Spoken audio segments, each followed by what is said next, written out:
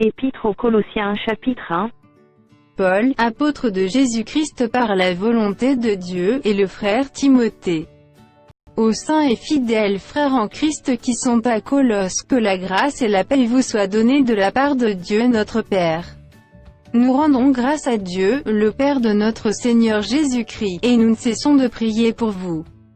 Ayant été informés de votre foi en Jésus-Christ et de votre charité pour tous les saints, à cause de l'espérance qui vous est réservée dans les cieux, et que la parole de la vérité, la parole de l'Évangile vous a précédemment fait connaître.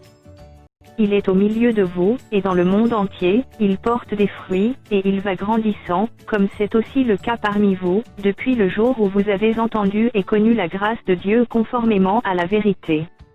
D'après les instructions que vous avez reçues d'Épaphras, notre bien-aimé compagnon de service, qui est pour vous un fidèle ministre de Christ, et qui nous a appris de quelle charité l'Esprit vous anime. C'est pour cela que nous aussi, depuis le jour où nous en avons été informés, nous ne cessons de prier Dieu pour vous, et de demander que vous soyez remplis de la connaissance de sa volonté, en toute sagesse et intelligence spirituelle, pour marcher d'une manière digne du Seigneur et lui être entièrement agréable, portant des fruits en toutes sortes de bonnes œuvres et croissant par la connaissance de Dieu. Fortifié à tous égards par sa puissance glorieuse, en sorte que vous soyez toujours et avec joie persévérants et patients. Rendez grâce au Père, qui vous a rendu capable d'avoir part à l'héritage des saints dans la lumière, qui nous a délivrés de la puissance des ténèbres et nous a transportés dans le royaume du Fils de son amour, en qui nous avons la rédemption, la rémission des péchés. Il a l'image du Dieu invisible, le premier-né de toute la création. Car en lui ont été créées toutes les choses qui sont dans les cieux et sur la terre, les visibles et les invisibles, trône, dignité, domination, autorité. Tout a été créé par lui et pour lui. Il est avant toute chose, et toute chose subsiste en lui. Il est la tête du corps de l'Église, il est le commencement, le premier-né d'entre les morts, afin d'être en tout le premier. Car Dieu a voulu que toute plénitude habitât en lui. Il a voulu par lui réconcilier tout avec lui-même, tant ce qui est sur la terre que ce qui est dans les cieux, en faisant la paix par lui, par le sang de sa croix.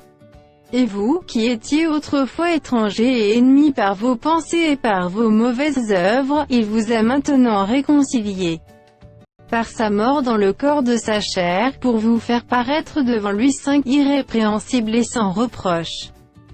Si du moins vous demeurez fondés et inébranlables dans la foi, sans vous détourner de l'espérance de l'Évangile que vous avez entendu, qui a été prêché à toute créature sous le ciel, et dont moi Paul, j'ai été fait ministre.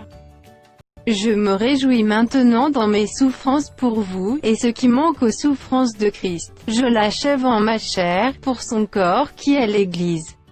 C'est d'elle que j'ai été fait ministre, selon la charge que Dieu m'a donnée auprès de vous, afin que j'annonçasse pleinement la parole de Dieu. Le mystère caché de tout temps et dans tous les âges m'est révélé maintenant à ses saints, à qui Dieu a voulu faire connaître quelle est la glorieuse richesse de ce mystère parmi les païens, savoir Christ en vous, l'espérance de la gloire. C'est lui que nous annonçons, exhortant tout homme, et instruisant tout homme en toute sagesse, afin de présenter à Dieu tout homme, devenu parfait en Christ. C'est à quoi je travaille, en combattant avec sa force, qui agit puissamment en moi.